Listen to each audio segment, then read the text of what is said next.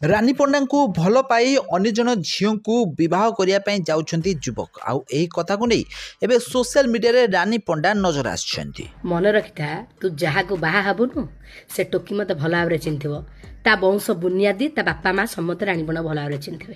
ताले दीर्घ 8 वर्ष धरी विक्रम को भल पाइथिले रानी पंडा।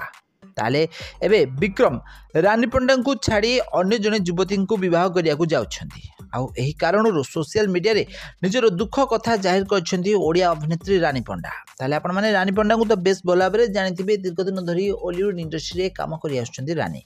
मन पडुची तो दुकान बाखुबा मु जाइतिली जो फोन सुना कान फुल जो सब गिफ्ट करथिलु सब बा फेरैया को जाइतिली।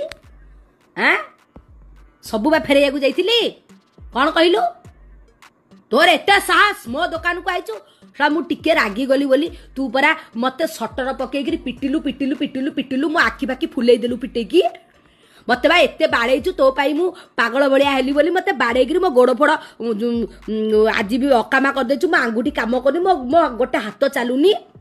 तोर बहुत एटीट्यूड इगो नहीं तो इगो एटीट्यूड जदि मु सब भांगी न देइची साला मते कहबो।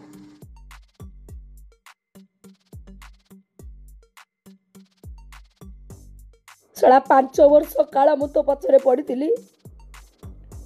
माइंड सेट कर देइतिली तू मते बाहा नइतिली भी मु तो संगे रही थांती।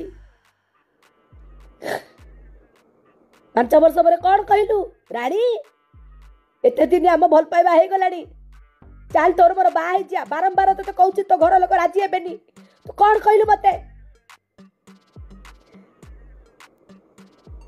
कौन कहितिलु मने अछि व्यस्त होना रानी मो बापा माँ गोटे बोली पुआ मो बापा माँ को केमिति बुझेबी मु जानी तू व्यस्त होना तू मो कथार चल।